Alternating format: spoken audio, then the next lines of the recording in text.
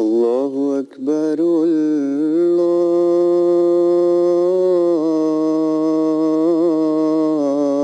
الله أكبر الله أكبر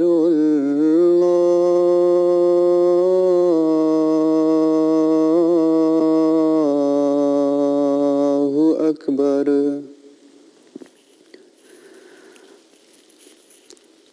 أشهد أن لا إله إلا الله أشهد أن لا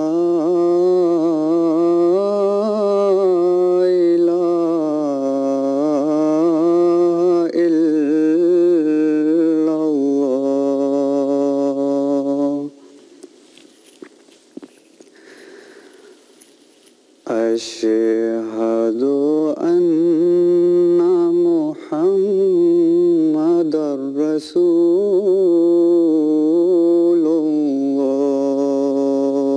الله أشهد أن محمدًا رسول الله حي على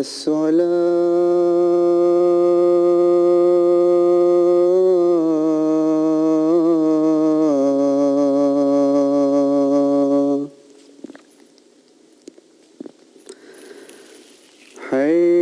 حي على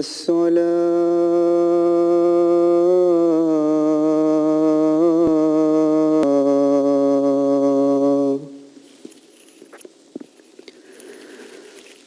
حي على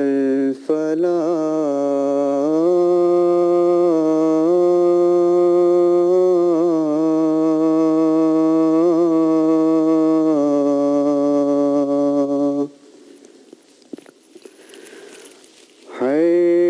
حي على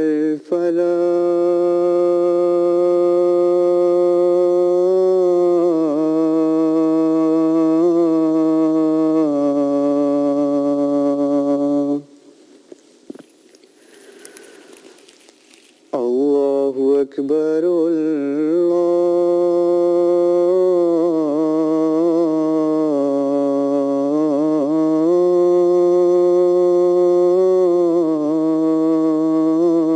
الله أكبر لا إله إلا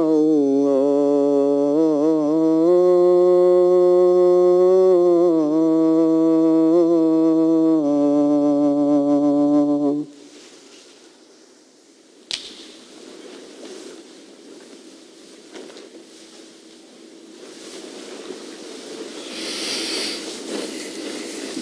السلام علیکم ورحمۃ اللہ.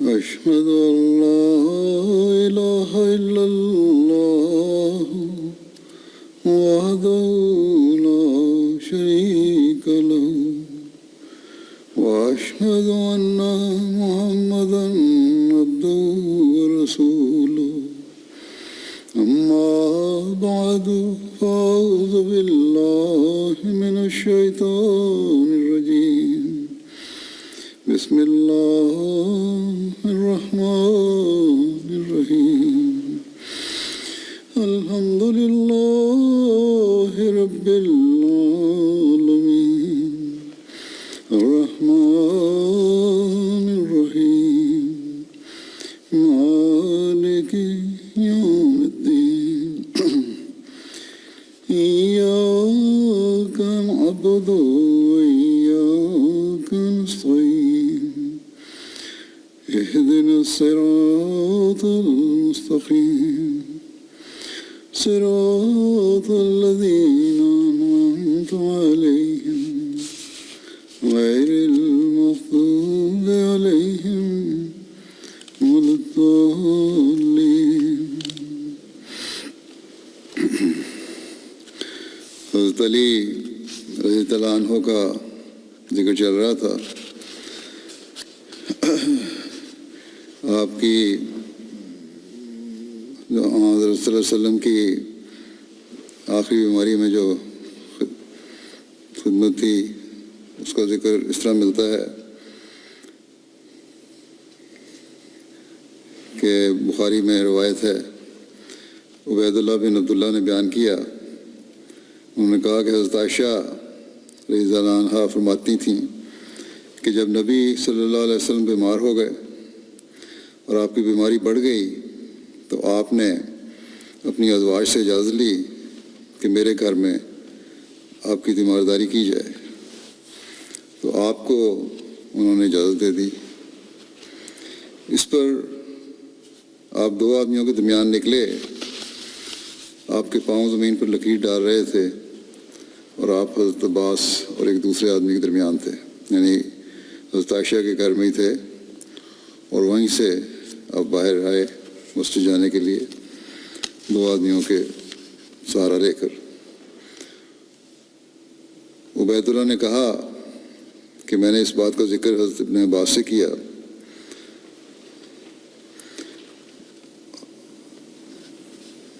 جو حضرت عائشہ نے کہی تھی، تو انہوں نے کہا کیا تم جانتے ہو وہ کون آدمی تھے جس کا حضرت عائشہ نے نام لیا تھا؟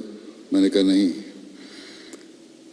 ایک تو حضرت عباس تھے جن کا حضرت عائشہ نے نام لیا تھا، اور دوسرے آدمی کا جس کا نام لیا تھا انہوں نے کہا کہ وہ حضرت علی بن ابی طالب تھے. حضرت عبداللہ بن عباس بیان کرتے ہیں کہ حضرت علی بن ابو طالب رسول اللہ صلی اللہ علیہ وسلم کے پاس سے آپ کی اس بیماری کے دوران جس میں آپ فوت ہوئے باہر نکلے. لوگوں نے پوچھا اے ابو الحسن، آج صبح رسول اللہ صلی اللہ علیہ وسلم کی طبیعت کیسی ہے؟ انہوں نے کہا الحمدللہ آج صبح آپ کی طبیعت اچھی ہے. اس پر حضرت عباس بن عبد المطلب نے حضرت علی کا ہاتھ پکڑا اور کہا اللہ کی قسم تم 3 دن کے بعد کسی اور کے ماتحت ہو جاؤ گے، کیونکہ بخدا میں دیکھ رہا ہوں کہ رسول اللہ صلی اللہ علیہ وسلم اپنی اس بیماری میں جلد فوت ہو جائیں گے، کیونکہ موت کے وقت بنو عبد المطلب کے چہروں کی مجھے خوب شناخت ہے. آؤ ہم رسول اللہ صلی اللہ علیہ وسلم کے پاس چلیں اور آپ سے پوچھیں کہ یہ معاملہ یعنی خلافت کن میں ہوگی. اگر ہمارے میں ہوئی تو ہمیں علم ہو جائے گا، اور اگر یہ ہمارے علاوہ کسی اور میں ہوئی تو بھی ہم یہ بات جان لیں گے، اور آپ اس کے بارے میں ہمیں کوئی وصیت کر جائیں گے. حضرت علی نے کہا اللہ کی قسم اگر ہم نے رسول اللہ صلی اللہ علیہ وسلم سے یہ بات پوچھی اور آپ نے ہمیں یہ اعزاز نہ دیا تو آپ کے بعد لوگ ہمیں نہیں دیں گے. بخدا میں تو رسول اللہ صلی اللہ علیہ وسلم سے اس کے متعلق نہیں پوچھوں گا. یہ بھی بخاری کی روایت ہے. بخاری میں اس جگہ عربی الفاظ ہیں انتا واللہ بعد ثلاثن عبد الصا. اس کے متعلق حضرت سید ولی اللہ شاہ صاحب نے اپنی کتاب میں یہ نوٹ درج کیا ہے کہ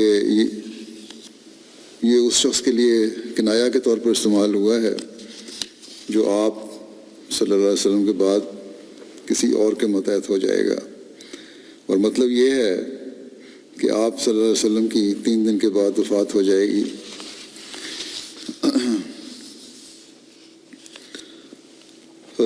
عامر سے روایت ہے کہ نبی کریم صلی اللہ علیہ وسلم کی وفات کے بعد رسول اللہ صلی اللہ علیہ وسلم کو حضرت علی، حضرت فضل اور حضرت اسامہ بن زید نے غسل دیا، اور انہی افراد نے آپ کو قبر میں اتارا. اور ایک روایت میں یہ ہے کہ انہوں نے آپ کے ساتھ حضرت عبد الرحمن بن عوف کو بھی داخل کیا۔ حضرت علی کی حضرت ابوبکر کی بیعت کرنے کے بارے میں جو ذکر ہے، مختلف روایتیں آتی ہیں۔ اس بارے میں لکھا ہے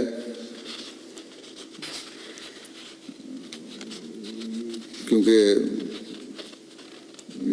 بعض روایات میں یہ ہے کہ حضرت علی نے پوری رضا و رغبت کے ساتھ فوراً حضرت ابوبکر کی بیعت کر لی تھی، بعض اس کے خلاف میں لکھتے ہیں۔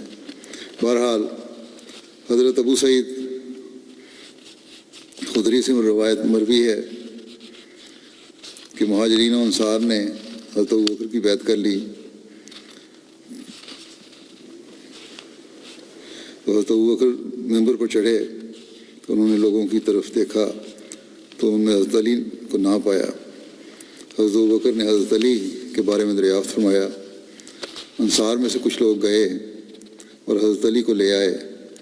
حضرت ابوبکر نے فرمایا، رسول اللہ صلی اللہ علیہ وسلم کے چچا کے بیٹے حضرت علی کو مخاطب کر کے فرمایا کہ رسول اللہ صلی اللہ علیہ وسلم کے چچا کے بیٹے اور آپ کے داماد، کیا تم مسلمانوں کی طاقت کو توڑنا چاہتے ہو؟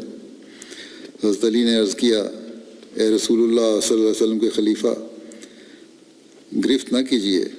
پھر انہوں نے حضرت ابوبکر کی بیعت کر لی۔ تاریخ طبری میں ہے کہ حبیب بن ابو ثابت سے یہ روایت ہے کہ حضرت علی اپنے گھر میں تھے جب ان کے پاس ایک شخص آیا اور ان سے کہا گیا کہ حضرت ابوبکر بیعت لینے کے لیے تشریف فرما ہے۔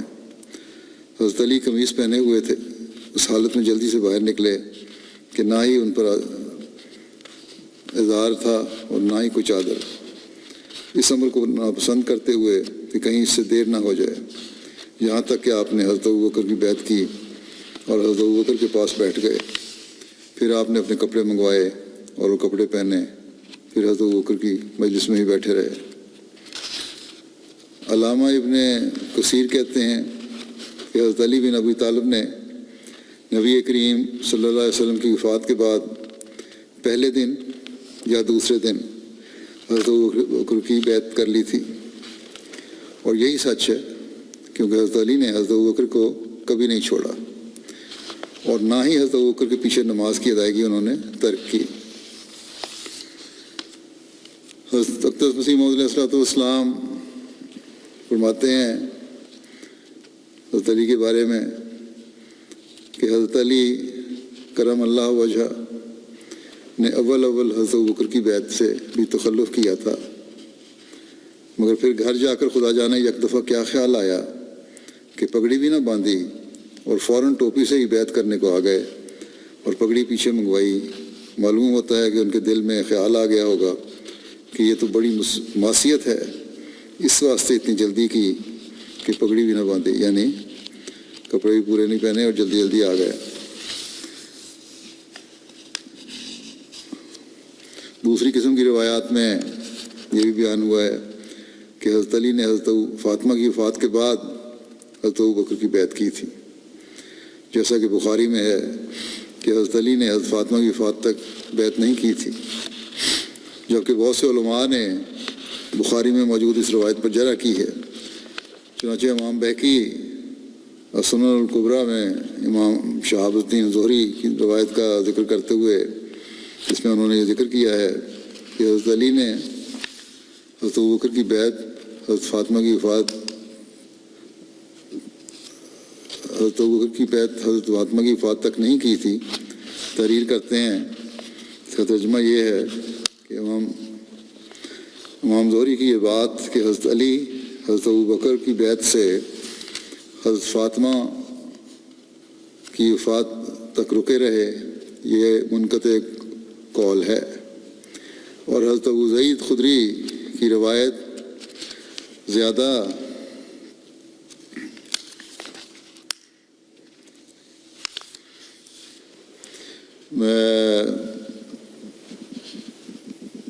صحیح ہے، جس میں یہ مذکور ہے کہ حضرت علی نے ثقیفہ کے بعد ہونے والی عام بیعت میں حضرت ابوبکر کے ہاتھ پر بیعت کر لی تھی، اور بعض علماء نے بخاری میں موجود اس روایت کی تطبیق اس طرح سے کی ہے کہ اس دوسری بیعت کو بیعت تجدید کا نام دیا ہے۔ شاید ان علماء کا یہ خیال ہو کہ بخاری جیسی کتاب میں اس روایت کی اہمیت کے پیش نظر ضروری ہے کہ آخر کوئی بات تو ہوگی کہ حضرت علی کی اس سے دوسری بیعت کو کوئی نام دیا جائے۔ بہرحال یہ ضروری بھی نہیں ہے کہ بخاری کی ساری روایات ٹھیک ہی ہوں۔ چنانچہ ڈاکٹر علی محمد سلابی اپنی کتاب سیرت امیر المومنین علی بن ابی طالب شخصیت و اثر میں تحریر کرتے ہیں کہ علامہ ابن کثیر اور بہت سے اہل علم کے نزدیک حضرت علی نے 6 ماہ بعد جب حضرت فاطمہ کی وفات ہوئی اپنی بیعت کی تجدید کی ہے۔ بیعت کی تجدید کی ہے، انہوں نے اس کا نام تجدید بیعت رکھ دیا کہ پہلے بیعت تو کر لی تھی اور فاطمہ کی وفات کے بعد دوبارہ تجدید کی۔ علامہ ابن کثیر لکھتے ہیں کہ جب حضرت فاطمہ کی وفات ہوئی تو حضرت علی نے مناسب سمجھا کہ حضرت ابوبکر کے ساتھ اپنی بیعت کی تجدید کریں۔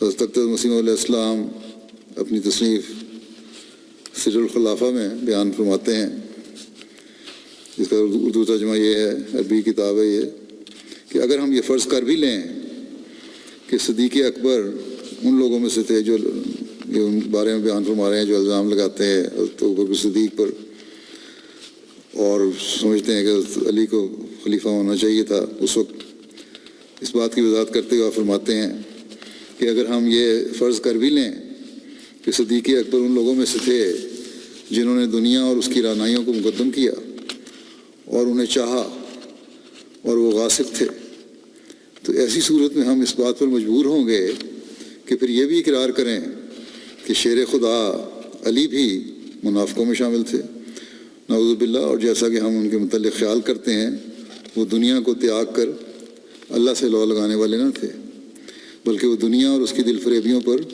گر پڑنے والے اور اس کی رعنائیوں کے فریفتہ تھے، اور اسی وجہ سے آپ نے کافر مرتدوں کا ساتھ نہ چھوڑا۔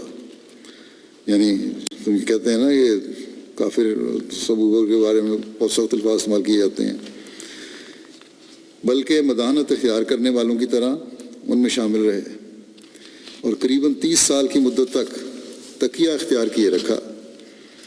پھر جب صدیق اکبر علی رضی اللہ عنہ و ارضا کی نگاہ میں کافر یا غاصب تھے تو پھر کیوں ان کی بیعت پر راضی ہوئے، اور کیوں انہوں نے ظلم، فتنے اور ارتداد کی سرزمین سے دوسرے ممالک کی جانب ہجرت نہ کی؟ کیا اللہ کی زمین اتنی فراخ نہ تھی کہ وہ اس میں ہجرت کر جاتے؟ جیسا کہ یہ تقویٰ شعاروں کی سنت ہے۔ وفا شعار ابراہیم کو دیکھو کہ وہ حق کی شہادت میں کیسے شدید القوا تھے، بڑے باہمت نکلے۔ جب انہوں نے دیکھا کہ ان کا باپ گمراہ ہو گیا اور راہ حق سے بھٹک گیا ہے، اور یہ دیکھا کہ ان کی قوم بتوں کو پوج رہی ہے اور وہ بزرگ و برتر رب کے تارک ہیں، تو انہوں نے بلا کسی خوف کے اور ان کی پرواہ کیے بغیر ان سے منہ موڑ لیا۔ وہ آگ میں ڈالے گئے اور شریروں کے خوف سے تقیہ اختیار نہ کیا۔ یہ ہے نیکوکاروں کی سیرت کہ وہ شمشیر و صنع سے نہیں ڈرتے، اور وہ تقیہ کو گناہ کبیرہ اور بے حیائی اور تعدی تصور کرتے ہیں۔ اگر بالفرض ان سے اس قسم کی ذلیل حرکت ذرا سی بھی صادر ہو جائے تو اللہ کی طرف استغفار کرتے ہوئے رجوع کرتے ہیں۔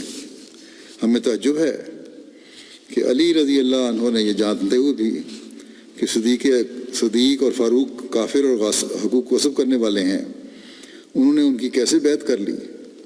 وہ یعنی حضرت علی ان دونوں کی معیت میں ایک لمبی عمر تک ساتھ رہے اور پورے اخلاص اور عقیدے سے ان دونوں کی اتباع کی، اور اس میں نہ کبھی انہوں نے کمزوری دکھائی اور نہ ہی کسی کراہت کا اظہار فرمایا، نہ کوئی اور وجہ آڑے آئی، اور نہ ہی آپ کے ایمانی تقویٰ نے آپ کو اس سے روکا۔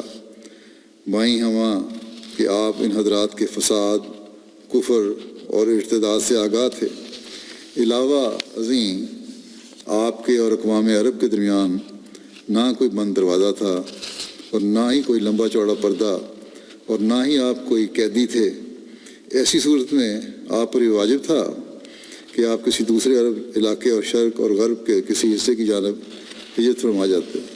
اگر ایسے حالات تھے کہ زبردستی تھی کوئی تھی تو زبردستی تو کوئی نہیں تھی، ہجرت کر سکتے تھے اور لوگوں کو جنگ پر آمادہ کرتے۔ فرماتے ہیں جناب کیا ہجرت نہ صرف ہجرت کر جاتے بلکہ لوگوں کو جنگ پر آمادہ کرتے، یہ لوگ تو مرتد و کافر ہیں، ان کے خلاف جنگ کرو، اور بادیہ نشینوں کو لڑائی کی ترغیب دیتے اور اپنی فساد بیانی سے انہیں مسخر کرتے اور پھر مرتد ہونے والے لوگوں سے جنگ کرتے۔ مسلمہ کذاب فرماتے ہیں کہ مسلمہ کذاب کے گرد اندازاً 1,00,000 بادیہ نشین جمع ہو گئے تھے، جبکہ علی اس مدد کے زیادہ حقدار تھے اور اس مہم جوئی کے لیے زیادہ مناسب تھے۔ پھر کیوں آپ یعنی حضرت علی کافروں کے پیچھے لگ گئے جن کو تم کافر کہتے ہو پہلے خلفاء؟ آپ برسر اقتدار ہوئے مگر سست لوگوں کی طرح بیٹھے رہے اور مجاہدوں کی طرح اٹھ کھڑے نہ ہوئے۔ وہ کون سی بات تھی جس نے آپ کو اقبال و عروج کی تمام علامات ہوتے ہوئے بھی اس خروج سے روکے رکھا، اس باتوں سے روکے رکھا؟ آپ جنگ و جدل اور حق کی تائید اور لوگوں کو دعوت دینے کے لیے کیوں اٹھ کھڑے ہوئے؟ کیوں نہ اٹھ کھڑے ہوئے؟ کیا آپ قوم کے سب سے فصیح و بلیغ واعظ اور ان لوگوں میں سے نہ تھے جو کلام میں روح پھونک دیا کرتے ہیں؟ اپنی بلاغت اور حسن بیان کے زور سے اور سامعین کے لیے اپنی قوت تاثیر سے لوگوں کو اپنے گرد جمع کر لینا آپ کے لیے محض 1 گھنٹہ بلکہ اس سے بھی کم تر وقت کا کام تھا۔ اور جب لوگ ایک کاذب دجال کے گرد جمع ہو گئے تو شیر خدا کی کیفیت تو کچھ اور ہی ہونی چاہیے تھی۔ جو بڑے بڑے کام کرنے والے رب کا تائید یافتہ اور رب العالمین کا معبود تھا، پھر عجیب تر اور حیران کن بات یہ ہے کہ آپ نے صرف مبائن میں سے ہونے پر اکتفا نہیں فرمایا، یعنی یہی نہیں کیا کہ صرف بیعت کر لی، بلکہ ہر نماز شیخین یعنی ابوبکر اور عمر کے پیچھے ادا کی اور کسی وقت بھی اس میں تخلف نہ فرمایا اور نہ ہی شکوہ کرنے والوں کی طرح اس سے گریز کیا۔ آپ ان کی شورا میں شامل ہوئے اور ان کے دعوے کی تصدیق کی اور اپنی پوری ہمت اور پوری طاقت سے ان کی مدد کی اور کبھی پیچھے نہ ہٹے۔ اس لیے غور کرو اور بتاؤ کہ کیا ستم رسیدوں اور مکفروں کی یہی نشانیاں ہوتی ہیں؟ اور پھر اس بات پر بھی غور کرو کہ کذب و افتراء کا علم ہونے کے باوجود وہ یعنی حضرت علی کاذبوں کی اتباع کرتے رہے، گویا کہ صدق و کذب ان کے نزدیک یکساں تھے۔ کیا آپ حضرت علی کے بارے میں فرماتے ہیں کیا حضرت علی یہ نہیں جانتے تھے کہ جو لوگ قادر و توانا ذات پر توکل کرتے ہیں وہ ایک لحظہ کے لیے بھی بدانت کی راہ کو اہمیت نہیں دیتے، خواہ انہیں سچائی کی خاطر جلا دیا جائے، ہلاکت میں ڈال دیا جائے اور پارا پارا کر دیا جائے۔ حضرت مسلم علیہ السلام نے واضح فرما دیا کہ حضرت علی نے کبھی بھی اپنے سے پہلے خلفاء کی مخالفت نہیں کی تھی بلکہ ان کی بیعت کی، ورنہ جو باتیں تم حضرت علی کے بارے میں کہتے ہو کہ انہوں نے حضرت ابوبکر کی بیعت نہیں کی، یہ بات تو حضرت علی کے مقام کو گراتی ہے نہ کہ بڑھائے۔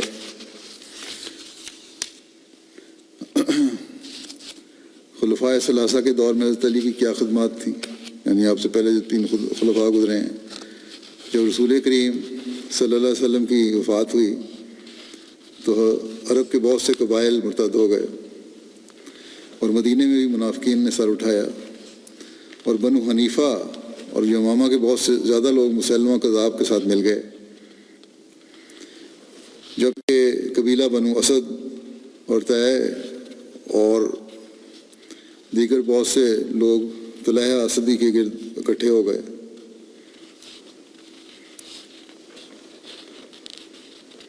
اس نے بھی مسلمہ کی طرح نبوت کا دعویٰ کر دیا تھا۔ مصیبت بہت بڑھ گئی اور صورتحال بشدت بگڑ گئی۔ ایسے میں جب حضرت ابوبکر نے حضرت اسامہ کے لشکر کو روانہ کیا تو آپ کے پاس بہت کم لوگ گئے تھے اس پر بہت سے بدوؤں کا مدینے پر قبضہ کے لیے دل للچایا اور انہوں نے مدینے پر حملہ آور ہونے کا منصوبہ بنایا۔ اس پر حضرت ابوبکر صدیق نے مدینے میں داخل ہونے والے مختلف راستوں پر مدینے کے ارد گرد پہرے دار مقرر کر دیے، جو اپنے دستوں کے ساتھ مدینے کے ارد گرد پہرا دیتے ہوئے رات گزارتے تھے۔ ان پہرے داروں کی نگرانوں میں سے حضرت علی بن ابی طالب، زبیر بن عوام، طلحہ بن عبداللہ، سعد بن ابی وقاص، عبد الرحمن بن عوف اور عبداللہ بن مسعود تھے۔ یعنی حضرت علی اس وقت بھی ایک جو فوج کا ایک حصہ تھا جو حفاظت کے لیے مقرر کیا گیا تھا، اس کے نگران تھے۔ رسول اللہ صلی اللہ علیہ وسلم کی وفات کی جب عام خبر پھیلی تو عرب کے اکثر قبائل مرتد ہو گئے اور ادائیگی زکوٰۃ سے پہلو تہی کرنے لگے۔ حضرت ابوبکر صدیق نے ان سے جنگ کرنے کا ارادہ کیا۔ عروہ کا بیان ہے کہ حضرت ابوبکر مہاجرین و انصار کو ساتھ لے کر مدینے سے روانہ ہوئے، اور جب نجد کے بلند علاقے کے بالمقابل ایک تالاب پر پہنچے تو بدو وہاں سے اپنے بال بچوں سمیت بھاگ کھڑے ہوئے۔ اصل میں تو یہ ہے کہ ایک طرف مسلمان ہونے کا بھی دعویٰ تھا، پوری طرح مرتد بھی نہیں تھے، اور دوسری طرف زکوٰۃ دینے سے بھی انکاری تھے، اس لیے جنگ کی گئی تھی۔ یہ نہیں ہے کہ مرتد ہونے کی وجہ سے ان کو سزا مل رہی تھی۔ اس پر جب وہ بھاگ کھڑے ہوئے تو اس پر لوگوں نے حضرت ابوبکر سے عرض کیا کہ واپس مدینہ اور اپنے بچوں اور عورتوں کے پاس لوٹ چلیں اور لشکر پر کسی شخص کو امیر بنا دیں۔ لوگوں کے اصرار پر آپ نے حضرت خالد بن ولید کو امیر لشکر مقرر کیا اور ان سے فرمایا کہ اگر وہ لوگ اسلام لے آئیں اور زکوٰۃ دیں تو تم میں سے جو واپس آنا چاہے، یعنی بیت میں آ جائیں اور زکوٰۃ دیں، تو جو واپس آنا چاہے وہ آ جائے۔ اس کے بعد حضرت ابوبکر مدینہ لوٹ آئے۔ حضرت مسلم موعود بیان فرماتے ہیں کہ تاریخ سے ثابت ہے کہ حضرت عمر نے اپنے زمانہ خلافت میں بعض سفروں کے پیش آنے پر حضرت علی کو اپنی جگہ مدینہ کا امیر مقرر فرمایا تھا۔ چنانچہ تاریخ طبری میں لکھا ہے کہ واقعہ جسر کے موقع پر جو مسلمانوں کی ایرانی فوجوں کے مقابلے پر ایک قسم کی زک اٹھانی پڑی، تو حضرت عمر نے لوگوں کے مشورے سے ارادہ کیا کہ آپ خود اسلامی فوج کے ساتھ ایران کی سرحد پر تشریف لے جائیں، تو آپ نے اپنے پیچھے حضرت علی کو مدینہ کا گورنر مقرر کیا۔ حضرت مسلم موعود بیان فرماتے ہیں کہ سب سے بڑی اور ہولناک شکست جو اسلام کو پیش آئی وہ جنگ جسر تھی۔ ایرانیوں کے مقابلے میں مسلمانوں کا زبردست لشکر گیا۔ ایرانی سپہ سالار نے دریا پار اپنے مورچے بنائے اور ان کا انتظار کیا۔ اسلامی لشکر نے جوش میں بڑھ کر ان پر حملہ کیا اور دھکیلتے ہوئے آگے نکل گئے، مگر یہ ایرانی کمانڈر کی چال تھی۔ اس نے ایک فوج بازو سے بھیج کر، یعنی ایک سائڈ سے بھیج کر پل پر قبضہ کر لیا اور تازہ حملہ مسلمانوں پر کر دیا۔ مسلمان مصلحتاً پیچھے لوٹے، مگر دیکھا کہ پل پر دشمن کا قبضہ ہے۔ گھبرا کر دوسری طرف ہوئے تو دشمن نے شدید حملہ کر دیا اور مسلمانوں کی بڑی تعداد دریا میں کودنے پر مجبور ہو گئی اور ہلاک بھی ہو گئی۔ مسلمانوں کا یہ نقصان ایسا خطرناک تھا کہ مدینہ تک اس سے ہل گیا۔ حضرت عمر رضی اللہ تعالیٰ عنہ نے مدینہ والوں کو جمع کیا اور فرمایا اب مدینہ اور ایران کے درمیان کوئی روک باقی نہیں۔ مدینہ بالکل ننگا ہے اور ممکن ہے کہ دشمن چند دنوں تک یہاں پہنچ جائے، اس لیے میں خود کمانڈر بن کر جانا چاہتا ہوں۔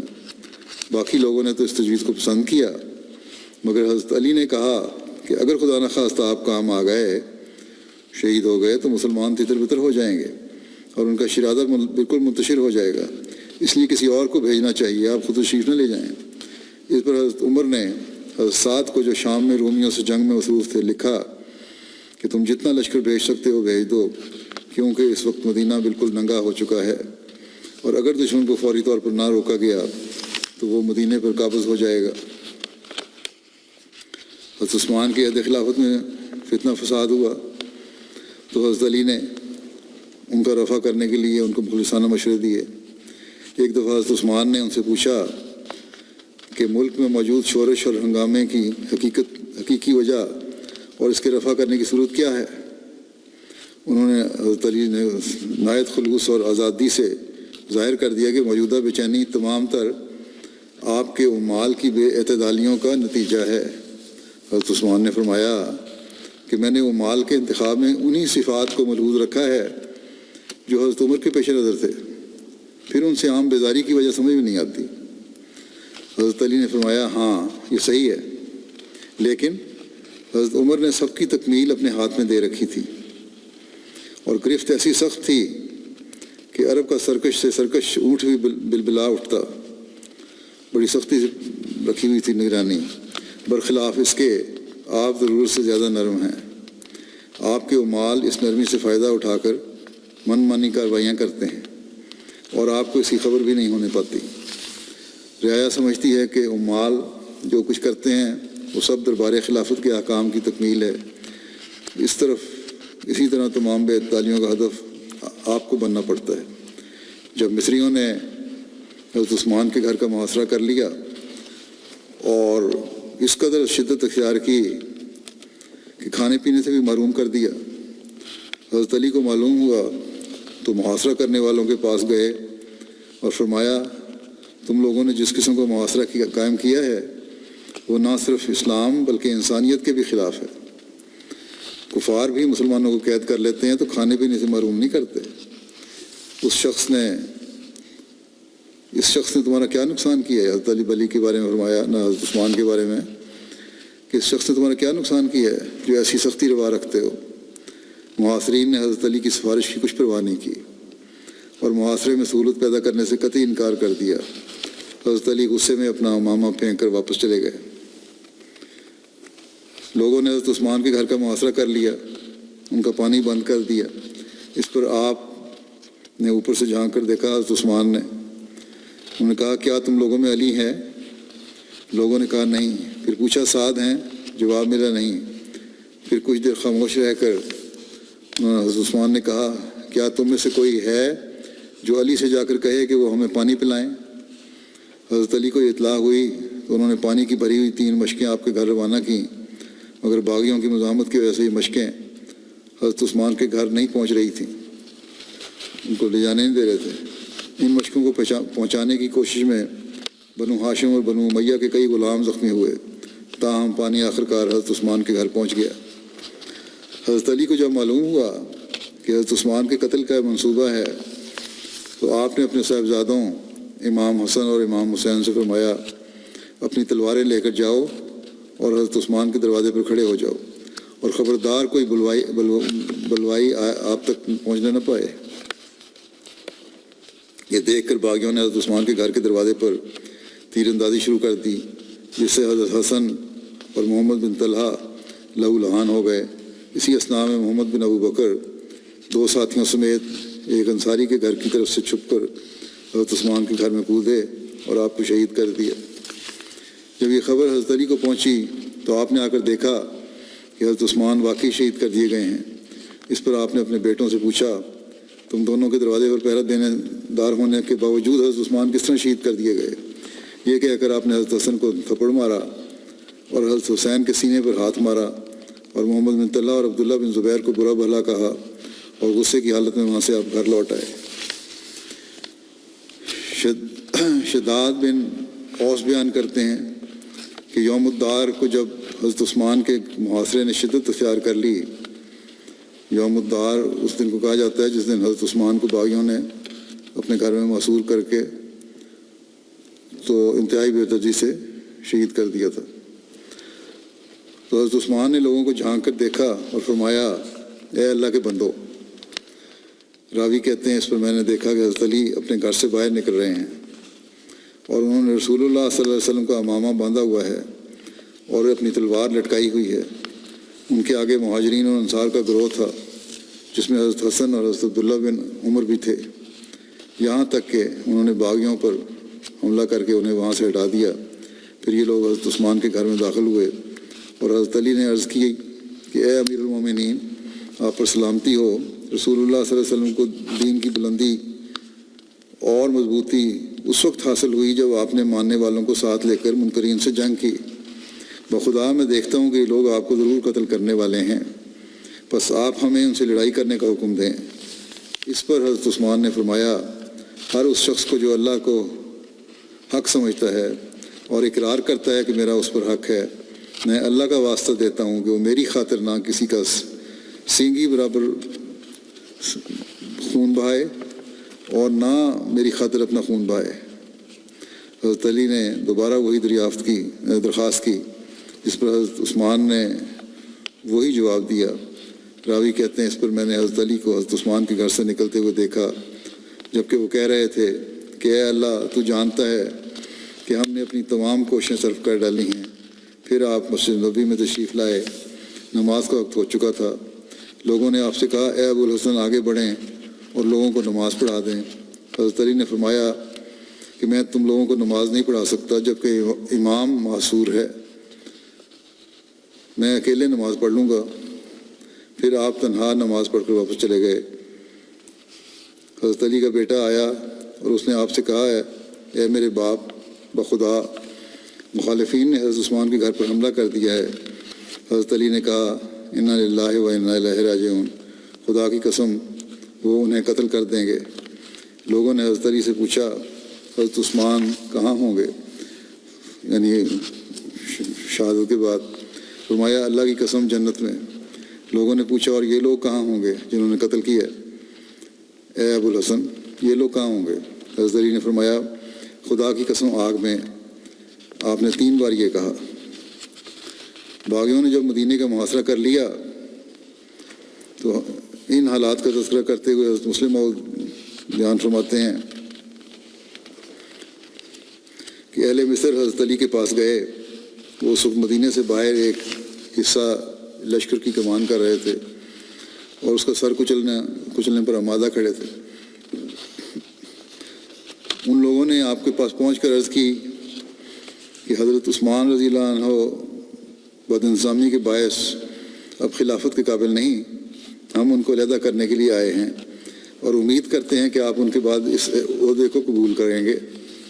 انہوں نے ان کی بات سن کر اس غیرت دینی سے، یعنی حضرت علی نے ان منافقین کی بات سن کر اس غیرت دینی سے کام لے کر جو آپ کے رتبے کے آدمی کا حق تھا، ان لوگوں کو تذکار دیا اور بس سختی سے پیش آئے اور فرمایا کہ سب نیک لوگ جانتے ہیں کہ رسول کریم صلی اللہ علیہ وسلم نے پیشگوئی کے طور پر ذو المروہ اور ذو خشب، جہاں ان لوگوں کا ڈیرا تھا، پر ڈیرا لگانے والے لشکروں کا ذکر فرما کر ان پر لعنت فرمائی تھی۔ بس خدا تمہارا برا کرے، تم واپس چلے جاؤ۔ اس پر ان لوگوں نے کہا کہ بہت اچھا، ہم واپس چلے جائیں گے، اور یہ کہہ کر واپس چلے گئے۔ حضرت عثمان کی شہادت اور اس کے بعد حضرت علی کی جو بیعت خلافت ہے اس کے بارے میں جو ذکر ہے، کہیں پہلے بھی میں ایک دفعہ کر چکا ہوں، تو بہرحال پہلے تفصیل سے کیا تھا، مختصر بتا دیتا ہوں یہاں تھوڑا سا واقعہ۔ جب حضرت عثمان شہید ہوئے تو تمام لوگ حضرت علی کی طرف دوڑتے ہوئے آئے، جن میں صحابہ اور دیگر لوگ بھی شامل تھے۔ وہ سب یہی کہہ رہے تھے کہ علی امیر المومنین ہیں۔ وہ آپ کے پاس آپ کے گھر حاضر ہوئے اور کہا کہ ہم آپ کی بیعت کرتے ہیں، آپ اپنا ہاتھ بڑھائیں کیونکہ آپ اس بات کے سب سے زیادہ حقدار ہیں۔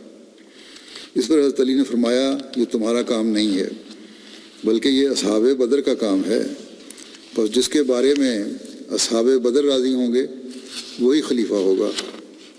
اس پر سبھی لوگ حضرت علی کی خدمت میں حاضر ہوئے اور عرض کی کہ ہم کسی کو آپ سے زیادہ اس بات کا حقدار نہیں سمجھتے، بس اپنا ہاتھ بڑھائیں کہ ہم آپ کی بیعت کریں۔ آپ نے فرمایا، طلحہ اور زبیر کہاں ہیں؟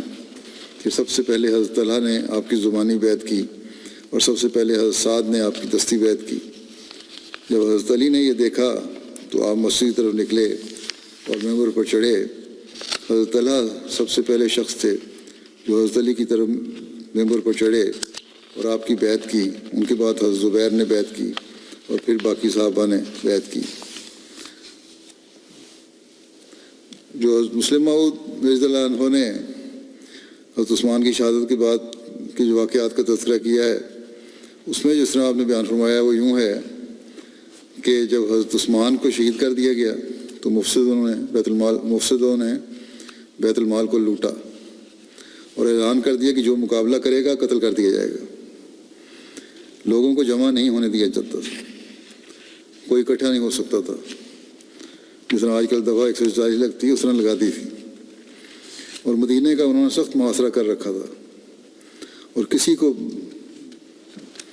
باہر نہیں نکل دیا جاتا تھا، یا کہنا چاہیے کرفیو جس طرح لگتا ہے اس طرح لگا دیا تھا۔ حتیٰ کہ حضرت علی جن کی محبت کا وہ لوگ دعویٰ کرتے تھے ان کو بھی روک دیا گیا تھا، اور مدینے میں خوب لوٹ مچائی۔ ادھر تو یہ حالت تھی، اور ادھر انہوں نے اپنی کساوت قلبی کا یہاں تک ثبوت دیا کہ حضرت عثمان جیسے مقدس انسان کو، جن کی رسول کریم صلی اللہ علیہ وسلم نے بڑی تعریف کی ہے، قتل کرنے کے بعد بھی نہ چھوڑا اور لاش کو 3-4 دن تک دفن نہ کرنے دیا۔ آخر چند صحابہ نے مل کر رات کو پوشیدہ طور پر دفن کیا۔ حضرت عثمان کے ساتھ ہی کچھ غلام بھی شہید ہوئے تھے، ان کی لاشوں کو دفن کرنے سے روک دیا اور کتوں کے آگے ڈال دیا۔ حضرت عثمان اور غلاموں کے ساتھ یہ سلوک کرنے کے بعد مفسدوں نے مدینے کے لوگوں کو، جن کے ساتھ ان کی کوئی مخالفت نہ تھی، چھٹی دے دی اور صحابہ نے وہاں سے بھاگنا شروع کر دیا۔ 5 دن اسی طرح گزر گئے کہ مدینے کا کوئی حاکم نہ تھا۔ مفسد اس کوشش میں لگے ہوئے تھے کہ کسی کو خود خلیفہ بنائیں اور جس طرح چاہیں اس سے کرائیں، لیکن صحابہ میں سے کسی نے یہ برداشت نہ کیا کہ وہ لوگ جنہوں نے حضرت عثمان کو قتل کیا ہے ان کا خلیفہ بنے۔ مفسد حضرت علی، طلحہ اور زبیر کے پاس باری باری گئے اور انہیں خلیفہ بننے کے لیے کہا، مگر انہوں نے انکار کر دیا۔ جب انہوں نے انکار کر دیا اور مسلمان ان کی موجودگی میں اور کسی کو خلیفہ نہیں مان سکتے تھے، تو مفسدوں نے ان کے متعلق بھی جبر سے کام لینا شروع کر دیا، کیونکہ انہوں نے خیال کیا کہ اگر کوئی خلیفہ نہ بنا تو تمام عالم اسلامی میں ہمارے خلاف ایک طوفان برپا ہو جائے گا۔ انہوں نے اعلان کر دیا کہ اگر 2 دن کے اندر اندر کوئی خلیفہ بنا لیا جائے تو بہتر، ورنہ ہم علی، طلحہ اور زبیر اور سب بڑے بڑے لوگوں کو قتل کر دیں گے۔ اس پر مدینے والوں کو خطرہ پیدا ہوا کہ وہ لوگ جنہوں نے حضرت عثمان کو قتل کر دیا وہ ہم سے اور ہمارے بچوں اور عورتوں سے کیا کچھ نہ کریں گے۔ وہ حضرت علی کے پاس گئے اور انہیں خلیفہ بننے کے لیے کہا، مگر انہوں نے انکار کر دیا اور کہا کہ اگر میں خلیفہ ہوا تو تمام لوگ یہی کہیں گے کہ میں نے عثمان کو قتل کرایا ہے اور یہ بوجھ مجھ سے نہیں اٹھ سکتا۔ یہی بات حضرت طلحہ اور حضرت زبیر نے کہی، اور صحابہ نے بھی جن کو خلیفہ بننے کے لیے کہا گیا انکار کر دیا۔ آخر سب لوگ پھر علی کے پاس گئے اور کہا جس طرح بھی ہو آپ یہ بوجھ اٹھائیں۔ آخر انہوں نے کہا کہ میں اس شرط پر یہ بوجھ اٹھاتا ہوں کہ سب لوگ مسجد میں جمع ہوں اور مجھے قبول کریں۔ چنانچہ لوگ جمع ہوئے اور انہوں نے قبول کیا، مگر بعض نے اس پر انکار کر دیا کہ جب تک حضرت عثمان کے قاتلوں کو سزا نہ دی جائے اس وقت تک ہم کسی کو خلیفہ نہیں مانیں گے، اور بعض نے کہا جب تک باہر کے لوگوں کی رائے نہ معلوم ہو جائے کوئی خلیفہ نہیں ہونا چاہیے، مگر ایسے لوگوں کی تعداد بہت قلیل تھی۔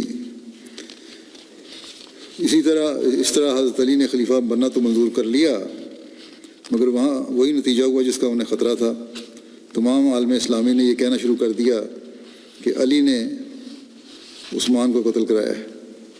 حضرت علی کی اگر اور تمام خوبیوں کو مسلم فرماتے ہیں کہ حضرت علی کی اگر اور تمام خوبیوں کو نظر انداز کر دیا جائے تو میرے نزدیک ایسی خطرناک حالت میں ان کا خلافت کو منظور کر لینا ایسی جرت اور دلیری کی بات تھی جو نہایت ہی قابل تعریف تھی کہ انہوں نے اپنی عزت اور اپنی ذات کی اسلام کے مقابلے میں کوئی پرواہ نہیں کی اور اتنا بڑا بوجھ اٹھا لیا۔ مسلم حضرت عثمان کی شہادت کے بعد کے واقعات میں اور جگہ ذکر کرتے ہوئے اس طرح فرماتے ہیں کہ 1-2 دن تو خوب لوٹ مار کا بازار گرم رہا، لیکن جب جوش ٹھنڈا ہوا تو ان باغیوں کو اپنے انجام کا فکر ہوا اور ڈرے کہ اب کیا ہوگا۔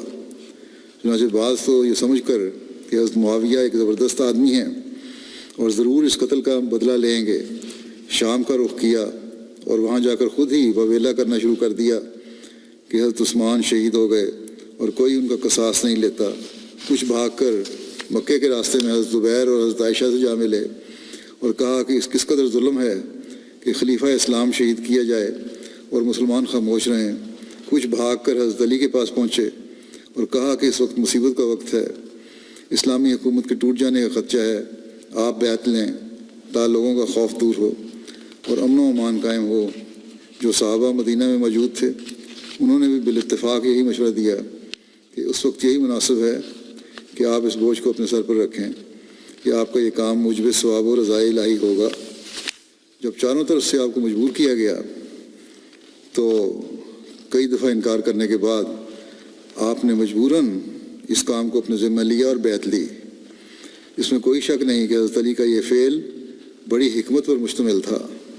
اگر آپ اس وقت بیعت نہ لیتے تو اسلام کو اس سے بھی زیادہ نقصان پہنچتا جو آپ کی اور حضرت معاویہ کی جنگ سے پہنچا۔ یہ حضرت مسلم موعود نے نتیجہ نکالا ہے۔ پھر آپ بیان فرماتے ہیں حضرت مسلم موعود کہ یاد رکھنا چاہیے کہ حضرت طلحہ اور حضرت زبیر کے متعلق جو یہ کہا جاتا ہے کہ انہوں نے حضرت علی رضی اللہ عنہ کی بیعت کی کو توڑا، یہ غلط مثال ہے۔ یہ جو تھا نا کہ بیعت کر لی اور آرام سے بیعت کر لی، وہ اتنی آرام سے نہیں ہوئی تھی۔ اس کی تفصیل حضرت مسلم موعود اس طرح بیان کرتے ہیں کہ یہ پھر کہ ایک بیعت کو توڑ کے حضرت عائشہ کے ساتھ چلے گئے یا ان کے خلاف جنگ کی، اس کے بارے میں لکھتے ہیں مسلم موعود یہ غلط مثال اور تاریخ سے اس کی ناواقفیت کا ثبوت ہے۔ اس طرح نہیں ہوا۔ تاریخیں اس بات پر متفقہ طور پر شاہد ہیں کہ حضرت طلحہ اور حضرت زبیر نے حضرت علی کی جو بیعت کی تھی وہ بیعت طوعی نہیں تھی بلکہ جبراً ان سے بیعت لی گئی تھی۔ چنانچہ محمد اور طلحہ دو راویوں سے طبری میں یہ روایت آتی ہے کہ حضرت عثمان جب شہید ہو گئے تو لوگوں نے آپس میں مشورہ کر کے فیصلہ کیا کہ جلد کسی کو خلیفہ مقرر کیا جائے تا امن قائم ہو اور فساد مٹے۔ آخر لوگ حضرت علی کے پاس گئے اور ان سے عرض کیا کہ آپ ہماری بیعت لیں۔ حضرت علی نے کہا کہ اگر تم نے میری بیعت کرنی ہے تو تمہیں ہمیشہ میری فرمانبرداری کرنی پڑے گی۔ اگر یہ بات تمہیں منظور ہے تو میں تمہاری بیعت لینے کے لیے تیار ہوں، ورنہ کسی اور کو اپنا خلیفہ مقرر کر لو۔ میں اس کا ہمیشہ فرمانبردار رہوں گا اور تم سے زیادہ اس کی اطاعت کروں گا جو بھی خلیفہ ہوگا۔ انہوں نے کہا کہ ہمیں آپ کی اطاعت منظور ہے۔ حضرت علی نے فرمایا کہ پھر سوچ لو اور آپس میں مشورہ کر لو۔ چنانچہ انہوں نے مشورے سے یہ طے کیا کہ حضرت طلحہ اور حضرت زبیر اگر حضرت علی کی بیعت کر لیں تو سب لوگ حضرت علی کی بیعت کر لیں گے، ورنہ جب تک وہ حضرت علی کی بیعت نہیں کریں گے اس وقت تک پورے طور پر امن قائم نہیں ہوگا۔ اس پر حکیم بن جبلہ کو چند آدمیوں کے ساتھ حضرت زبیر کی طرف اور مالک اشتر کو چند آدمیوں کے ساتھ حضرت طلحہ کی طرف روانہ کیا گیا، جنہوں نے تلواروں کا نشانہ کر کے انہیں بیعت پر آمادہ کیا، یعنی وہ تلواریں سونت کر ان کے سامنے کھڑے ہو گئے اور انہوں نے کہا کہ حضرت علی کی بیعت کرنی ہے تو کرو ورنہ ابھی ہم تم کو مار ڈالیں گے۔ چنانچہ انہوں نے مجبور ہو کر رضامندی کا اظہار کر دیا اور یہ واپس آ گئے۔ دوسرے دن حضرت علی ممبر پر چڑھے اور فرمایا، اے لوگو، تم نے کل مجھے ایک پیغام دیا تھا اور میں نے کہا تھا کہ تم اس پر غور کر لو۔ کیا تم نے غور کر لیا ہے اور کیا تم میری کل والی بات پر قائم ہو؟ اگر قائم ہو تو یاد رکھو کہ تمہیں میری کامل فرمانبرداری کرنی پڑے گی۔ اس پر وہ پھر حضرت طلحہ اور حضرت زبیر کے پاس گئے اور ان کو زبردستی کھینچ کر لائے، اور روایت میں صاف لکھا ہے کہ جب وہ حضرت طلحہ کے پاس پہنچے اور ان سے بیعت کرنے کے لیے کہا تو انہوں نے جواب دیا، انی انما ابایع کرہن، دیکھو میں زبردستی بیعت کر رہا ہوں، خوشی سے بیعت نہیں کر رہا۔ اسی طرح حضرت زبیر کے پاس جب لوگ گئے اور بیعت کے لیے کہا تو انہوں نے بھی یہی جواب دیا کہ انی انما ابایع کرہن، کہ تم مجھ کو مجبور کر کے بیعت کروا رہے ہو، دل سے میں یہ بیعت نہیں کر رہا۔ اس طرح عبد الرحمن بن جندب اپنے باپ سے روایت کرتے ہیں کہ حضرت عثمان کے قتل کے بعد اشتر طلحہ کے پاس گئے اور بیعت کے لیے کہا۔ انہوں نے کہا کہ مجھے مہلت دو، میں دیکھنا چاہتا ہوں کہ لوگ کیا فیصلہ کرتے ہیں، مگر انہوں نے نہ چھوڑا اور جا بہی یطلہ تلن عنیفا، ان کو زمین پر زمین نہایت سختی سے گھسیٹتے ہوئے لے آئے، جیسے بکرے کو گھسیٹا جاتا ہے۔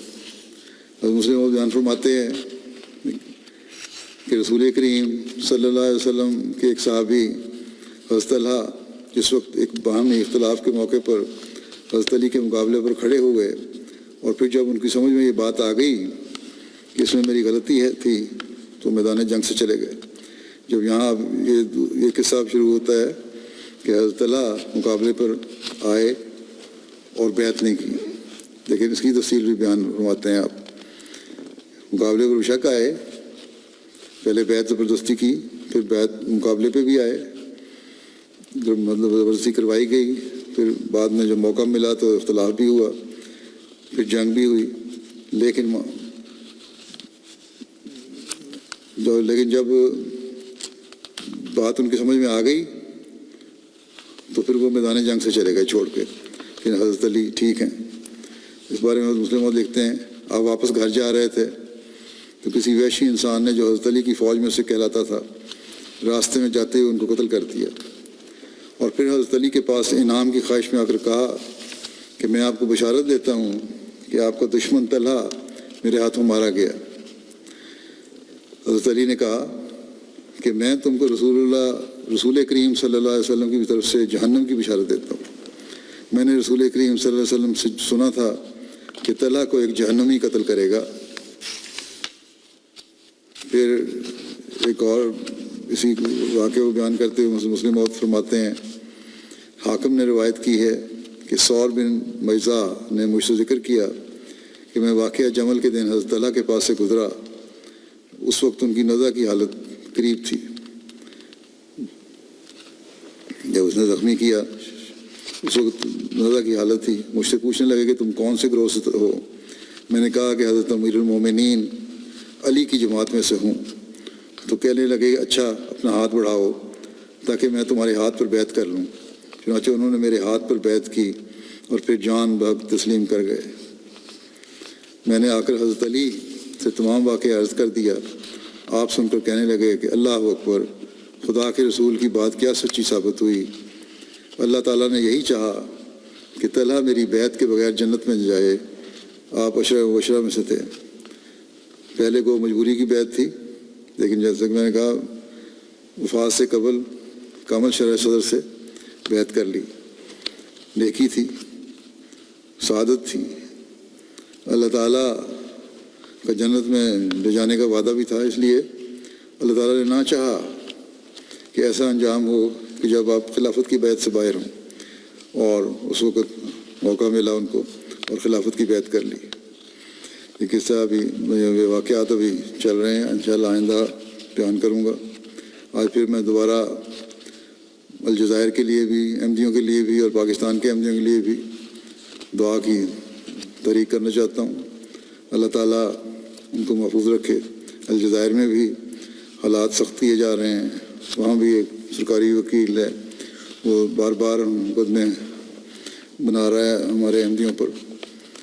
پاکستان میں بھی اسی طرح مشکلات میں ڈالا جا رہا ہے۔ اللہ تعالیٰ ان سب لوگوں کو جو مشکلات کھڑی کر رہے ہیں یا کسی قسم کی مخالفت کر رہے ہیں عبرت کا نشانہ بنائے، اور جلد ان احمدیوں کے جہاں حالات ٹھیک فرمائے، جہاں سختیوں میں سے جو گزر رہے ہیں ان کو ان کے لیے آسانیاں اور سہولتیں پیدا کریں۔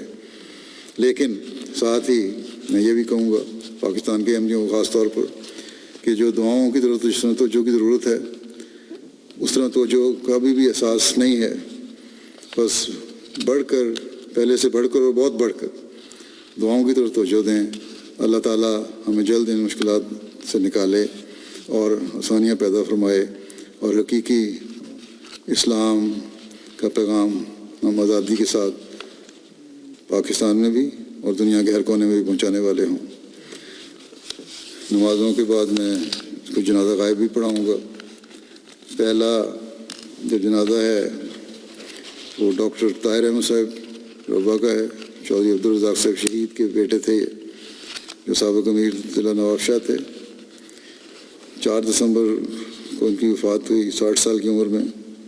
ہارٹ اٹیک کی وجہ سے وفات پا گئے. انا للہ و انا الیہ راجعون.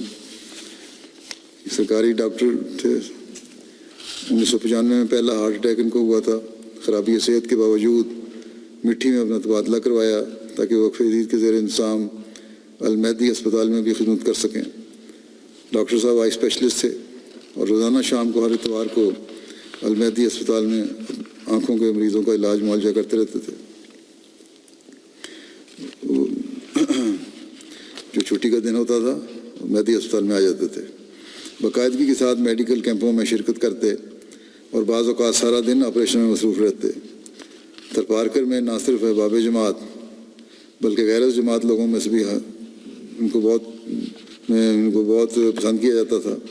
بڑے ہر دل عزیز تھے.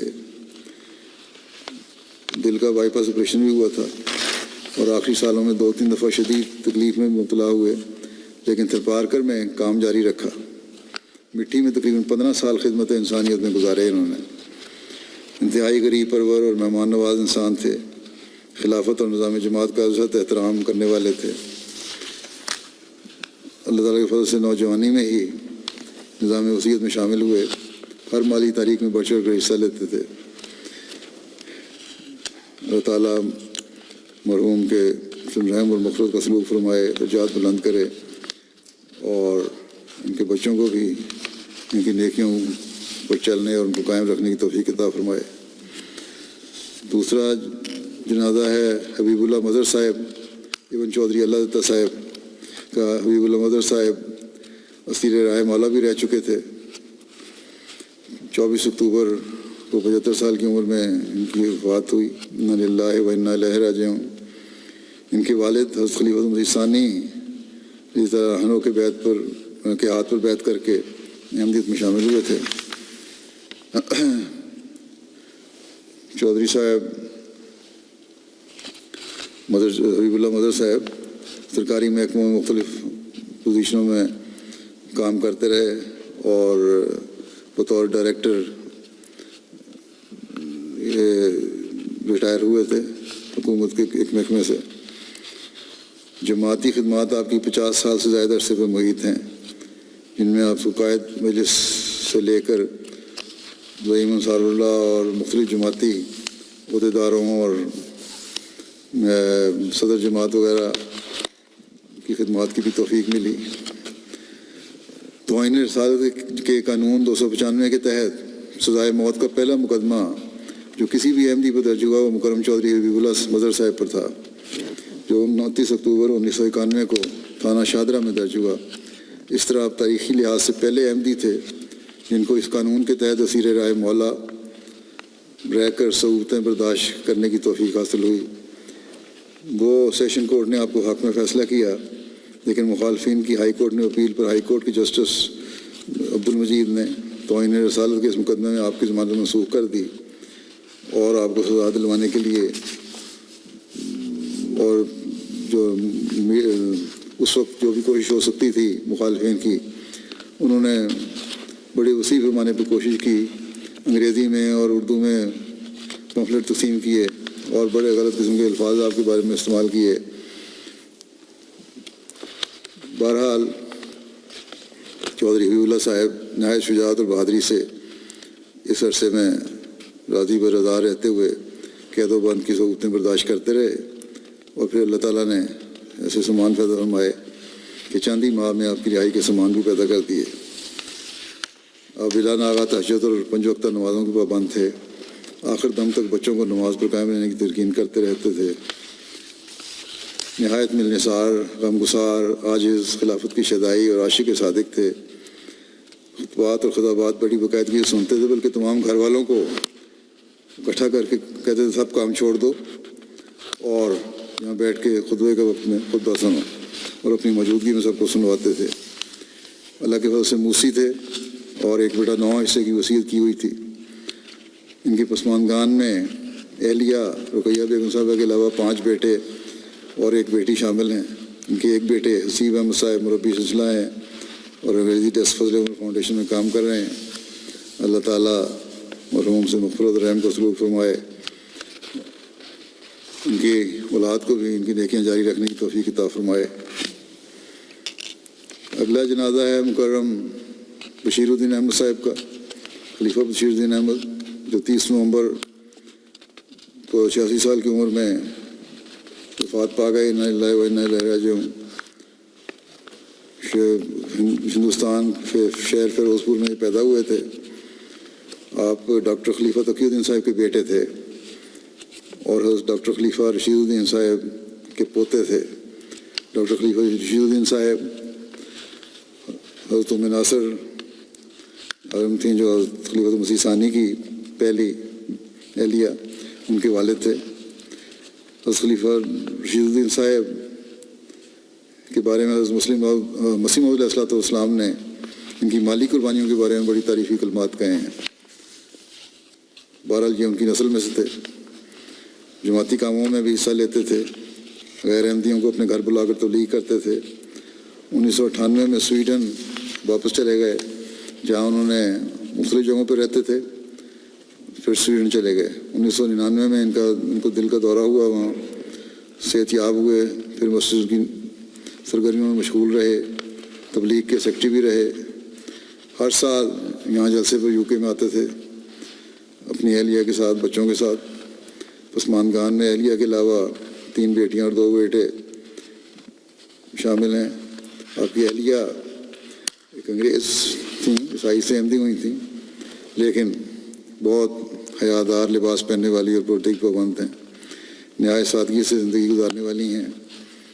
دین کا علم حاصل کرنے کا شوق بھی ہے ان کو، اور اس پر عمل کرنے کی پوری کوشش بھی کرتی ہیں۔ اللہ تعالیٰ ان کے ایمان اور ایقان کو بھی ترقی دے، اور ان کی اولاد کو بھی ان کی نیکیوں پر چلنے کی توفیق عطا فرمائے۔ اللہ تعالیٰ مرحوم سے رحم اور مغفرت کا سلوک فرمائے۔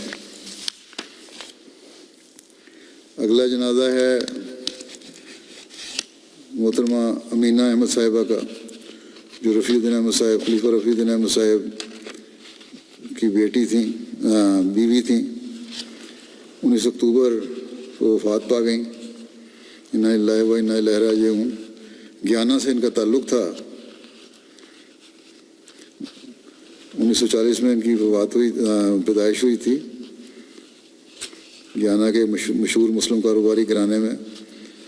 لندن میں اپنے طالب علمی کے زمانے میں انہوں نے احمدیت قبول کی، اور اسی دوران پھر آپ کی شادی RD احمد صاحب مرحوم سے ہوئی، جو ڈاکٹر خلیفہ تقی الدین کے بیٹے تھے، حضرت خلیفہ رشید الدین صاحب کی نسل میں سے تھے۔ مرحومہ ایک ہمدرد اور لوگوں کی دیکھ بھال کرنے والی اور مہمان نواز خاتون تھیں، نمازوں کی پابند تھیں۔ آپ کو ہمیشہ اپنی نمازوں کی فکر رہتی تھی۔ طبیعت ناساز ہونے کے باوجود تہجد ادا کیا کرتی تھیں، قرآن کریم کی تلاوت باقاعدگی سے کرتی تھیں۔ خرابی صحت اور کینسر کے باوجود اپنے برطانیہ میں تقریباً ہر جلسے میں شریک ہوئیں۔ دعاؤں پر قوی یقین تھا، خلافت سے اخلاص اور وفا کا تعلق تھا۔ ہمیشہ جب بھی مجھے ملتی تھیں، خاص طور پر بڑے عاجزی سے ملتی تھیں، بڑی دعا کے لیے کہتی تھیں۔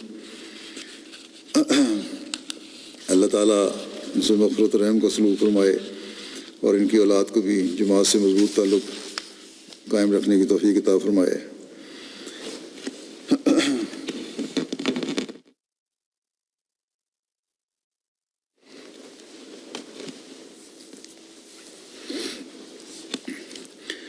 الحمد لله نحمده ونستعينه ونستغفره ونؤمن به ونتوكل عليه ونعوذ بالله من شرور أنفسنا ومن سيئات أعمالنا من يهده الله فلا مضل له ومن يضلله فلا هادي له ونشهد أن لا إله إلا الله ونشهد أن محمدا عبده ورسوله عباد الله رحمكم الله إن الله يأمر بالعدل والإحسان وإيتاء ذي القربى وينهى عن الفحشاء والمنكر والبغي يعظكم يعظكم لعلكم تذكرون اذكروا الله يذكركم وادعوه يستجب لكم ولذكر الله أكبر